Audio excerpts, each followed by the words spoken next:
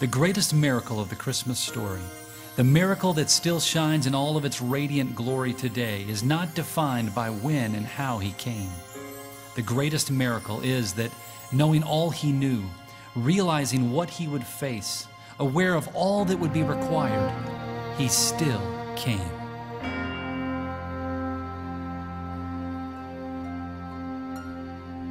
In the beginning was the Word, and the Word was with God, and the Word was God.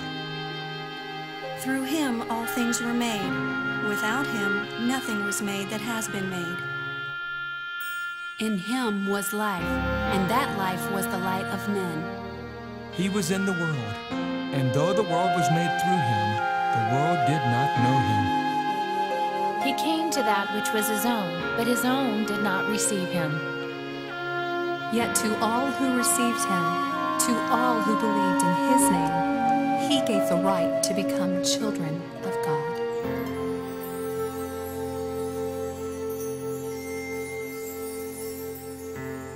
He's the one who holds the stars, made the heavens and the earth, made the day 1,000 years, created with his word, formed the awesome galaxy, spoke, and there was light. Then he laid down his royal crown as the angels watched that night.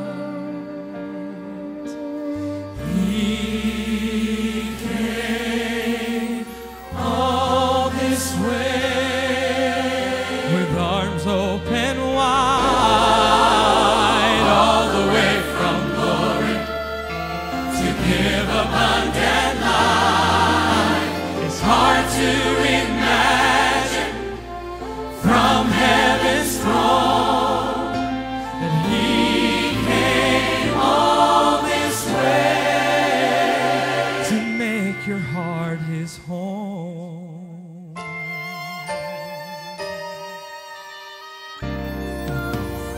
All of heaven watched as he released his crown, as he stripped away his kingly robe and began his journey down. To think that God would shrink himself into the Milky Way, reducing to the time of man to fit within our days. He came all this way with arms open wide, all the way from glory to give abundant life. It's hard to imagine from heaven's throne that he came all this way to make your heart his home. I don't know why he came all this way,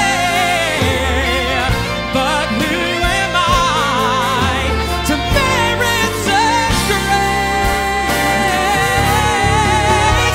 He came all this way with arms open wide, all the way from glory to give abundant life. It's right there in my children, from heaven's throne. He came all this way to make your heart his home, to make your heart